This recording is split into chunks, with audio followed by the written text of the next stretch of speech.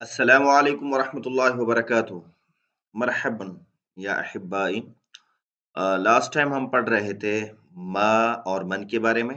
ما غیر ذوی العقول چیزوں کے لیے استفہام کے لیے استعمال ہوتا ہے، اور من ذوی العقول چیزوں کے لیے استفہام کے لیے استعمال ہوتا ہے۔ اور ہاذا اور ذالکا، ہاذا نزدیک کے لیے اسم اشارہ، اور ذالکا بعید کے لیے، دور کی چیزوں کے لیے اسم اشارہ استعمال ہوتا ہے۔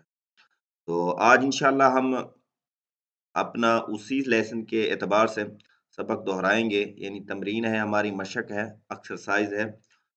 اقرا وقتب، هذا سکر وذالک لبن، هذا سکر وذالک لبن، یہ ہے چینی ہے اور وہ دودھ ہے۔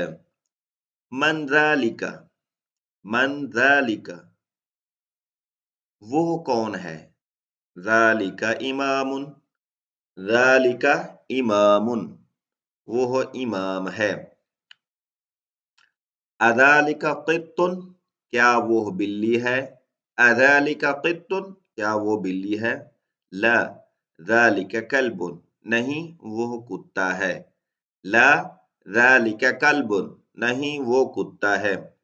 ما ھذا، یہ کیا ہے؟ ما ھذا، یہ کیا ہے؟ ھذا حجر، ھذا حجر، یہ پتھر ہے۔ الکلمات الجدیدہ، یعنی ہمارے پاس جو ہم نے اس لیسن کے اندر جو نئے الفاظ پڑھے ہیں، تو اس کو آپ مد نظر رکھ لیں۔ نئے لیسن کے اعتبار سے، یعنی نئے الفاظ اور ووکیبلری کے اعتبار سے، تو جو نئے ہمارے پاس الفاظ آئے ہیں ان میں سے امام، امام، حجر، پتھر، سکر، چینی، لبن، دودھ۔